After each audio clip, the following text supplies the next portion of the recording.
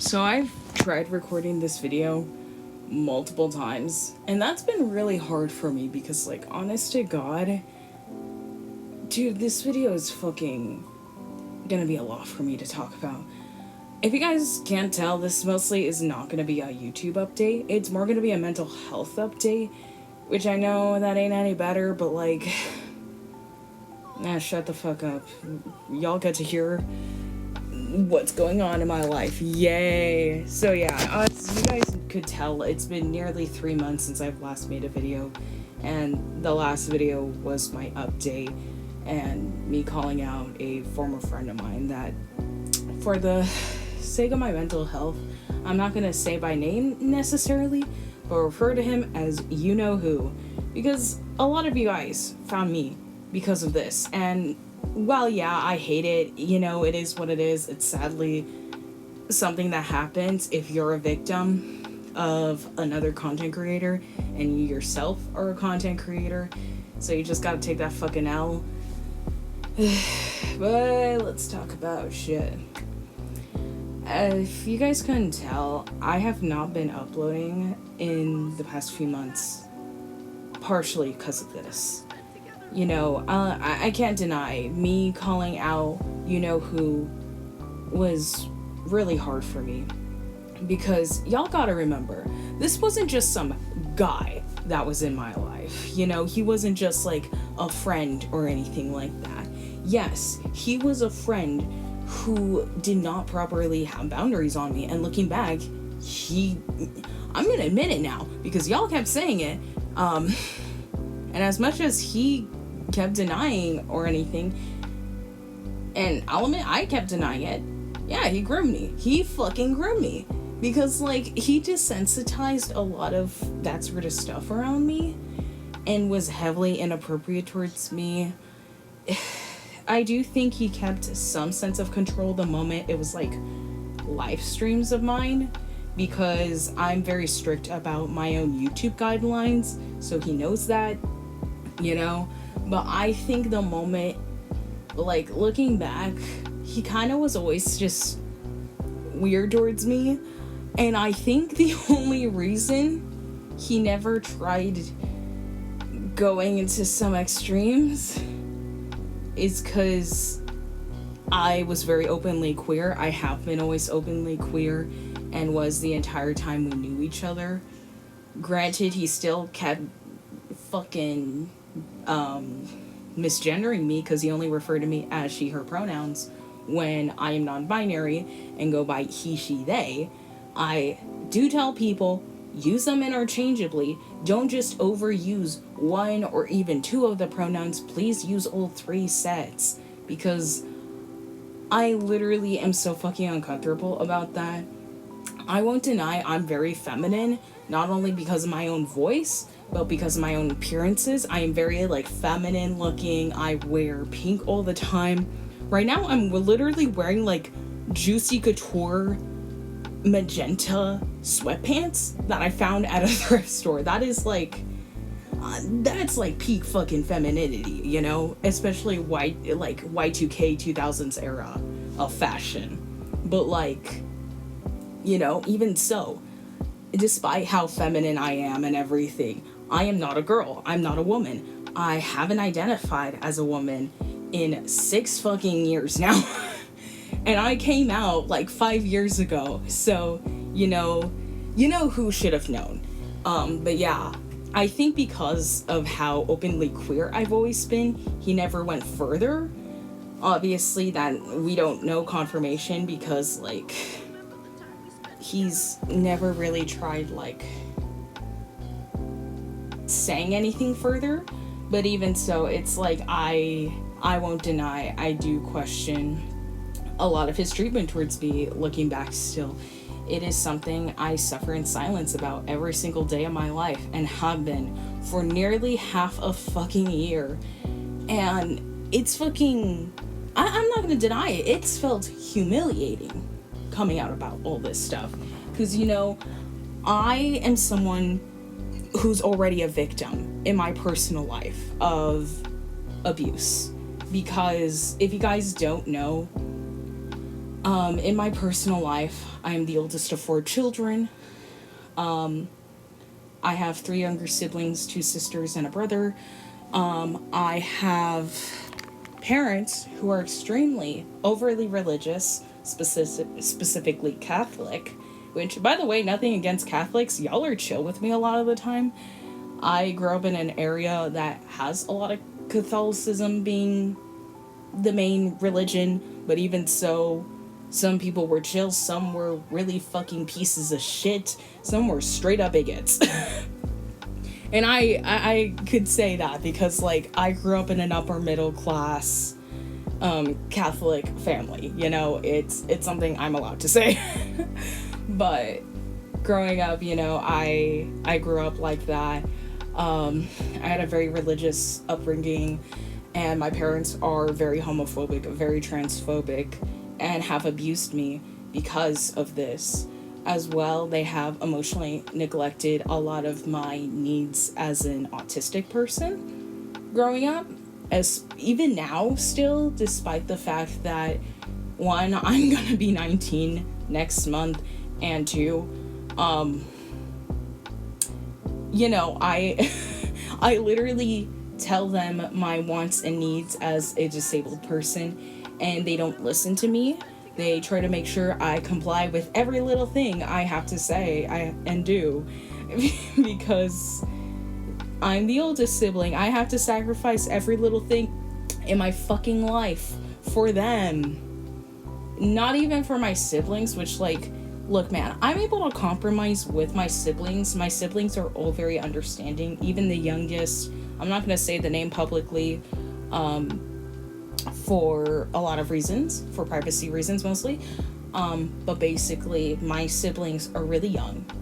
2 of my siblings are really young. I've talked about one of my sisters, Alexia. She's 15 years old. She turned 15 only a few months ago when I actually publicly came out about, you know, who actually.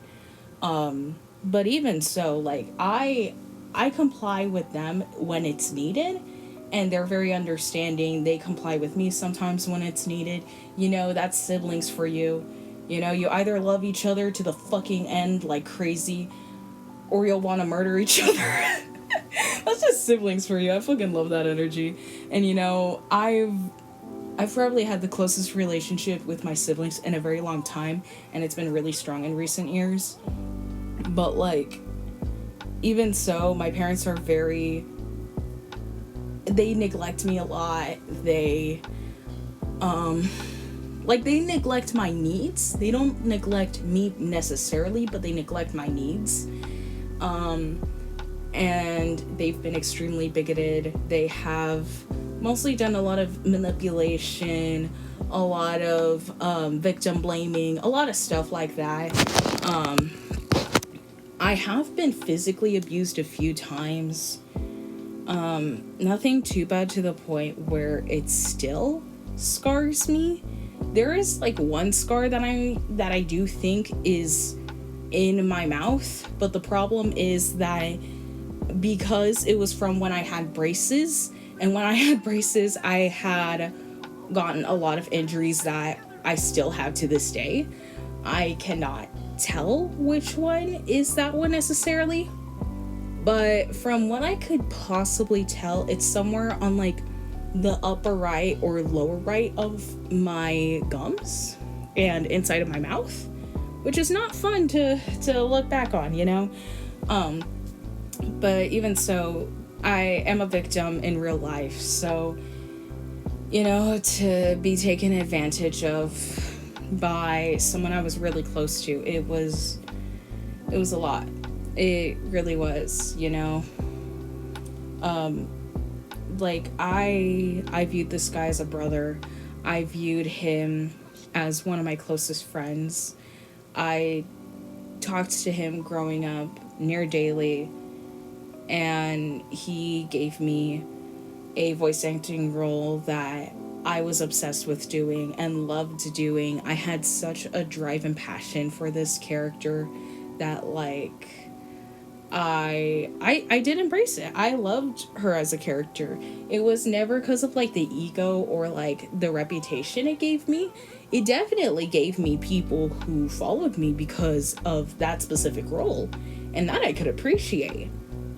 But it was because I loved this character so much, and I found her really interesting, and I thought she was really cool, and she was very close to my voice range already. You could probably tell from how I'm speaking here. This is very much my natural voice. I speak like this. I tend to fluctuate depending how I feel. But it really does vary. But even so, like, the point is, I loved this character, and looking back, there was possibly not only a power dynamic imbalance, not only because of the ages, but also because of that. But even so, it really does suck looking back at this, because really realizing now, this was honestly the final nail in the coffin for me when it came to living the current living situation I've been living under for the past 4 years. As you know, I cannot seek therapy.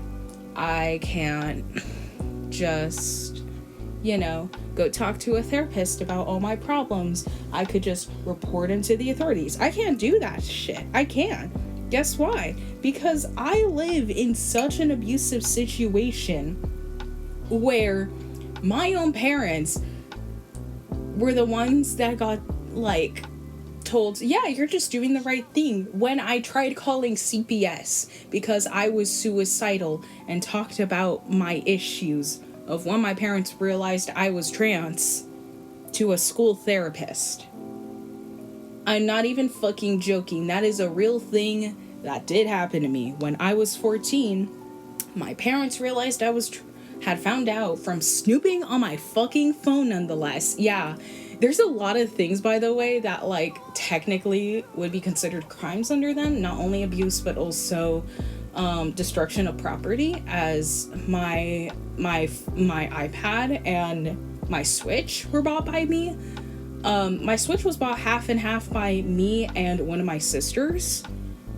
So it was destruction of property of 2 different people at that. My phone was not my property, so, like, I'm not gonna be too horrible about that. But my iPad was completely my money, and I think it's, like, nearly $1,000 nowadays, counting, like, inflation and everything, not including, like, damage cost also. So there's, like, a lot of shit that, like, my parents did that could technically be considered illegal. And I know some people would be like, sue their ass, but, like, dude, I am a disabled Mexican American who is queer and is unemployed. Like, I am a freelancer. I do a lot of freelance work, but I'm broke because I don't have a consistent form of income. So, bitch, I cannot sue. And sadly, there's not ways that I could really prove with, like, receipts or anything, because this was so long ago. And, I was as young as 10 years old starting to deal really with a lot of these issues. But yeah, I've just been through it, man. The abuse has really done a number on me.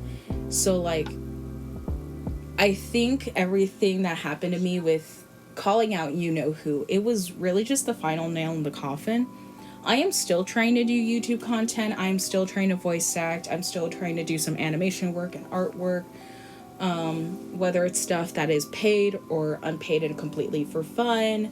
I'm still doing everything. I'm really trying to do what I can. But even so, I can't deny it's really just been hard for me because of how hard it's just become living for me. So much to the point where I am as depressed as I was when my parents found out that I was trans. The only difference is that I'm not suicidal. Because I'm not gonna deny it, growing up, I was suicidal multiple times in my life. And, I thought of killing myself.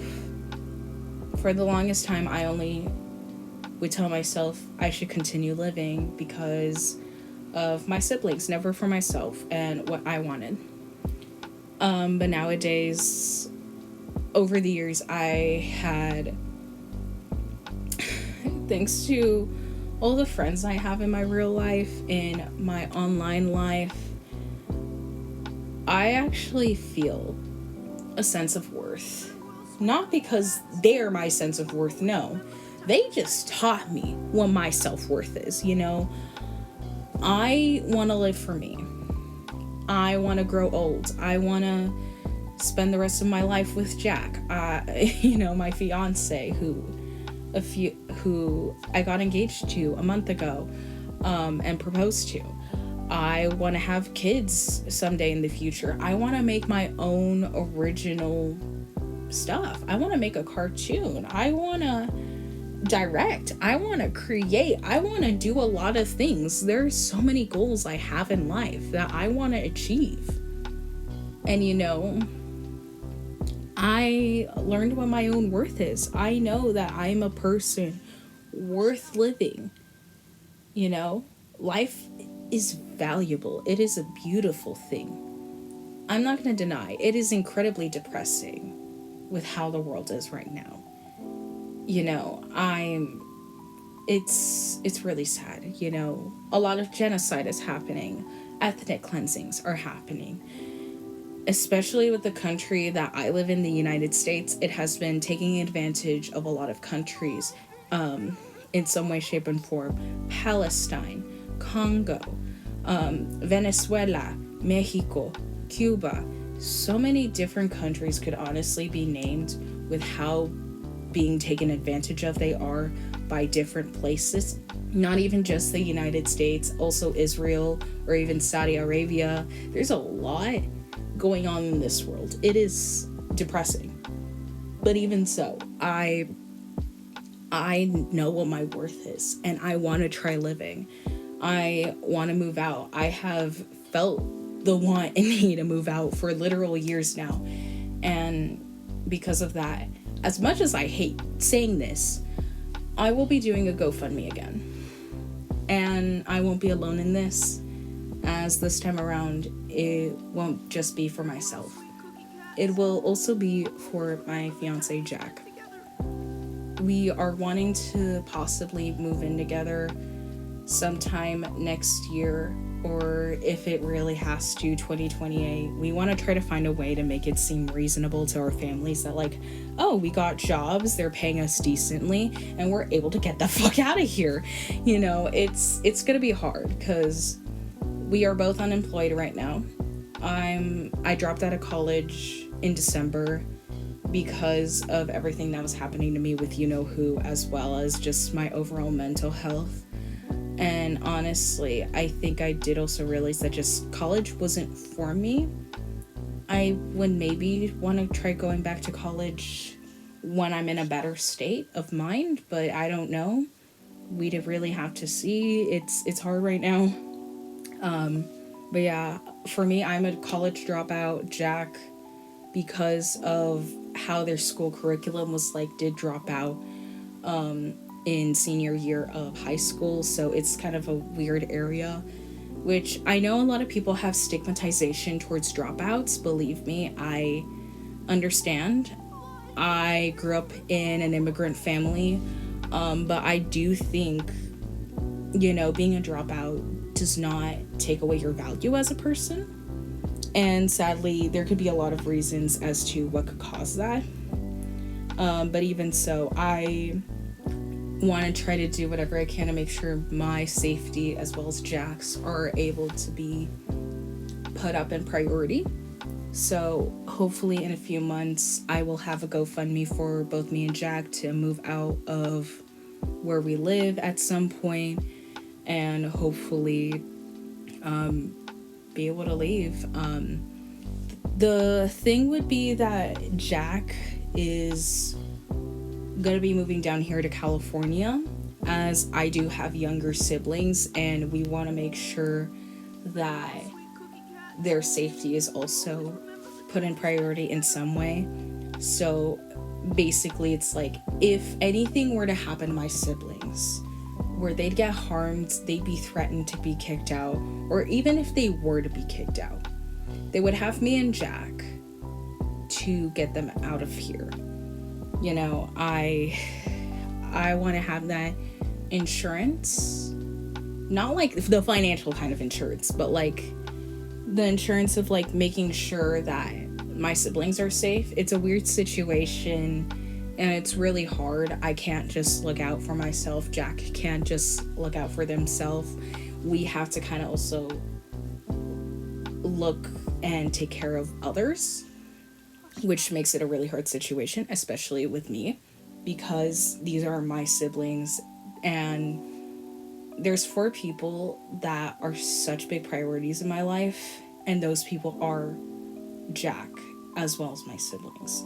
Those are the 4 people that mean the most to me. I would do anything for those 4 people.